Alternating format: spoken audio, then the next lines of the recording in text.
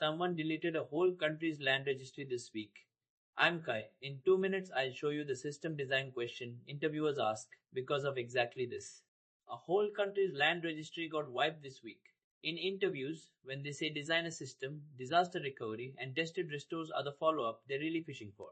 Kimi K3 and the new Gemini Flash models are trading the top spot almost weekly.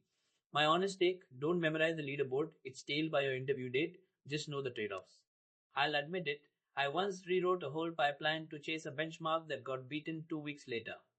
Learn how these models reason, not which one won on Tuesday. Here's the trick for interviews too. Open with the stakes, a million records, 20 steps, a real number. Say what you'll deliver before you dive in.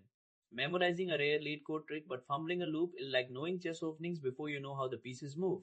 Explain Big O and a plain for loop out loud with real confidence.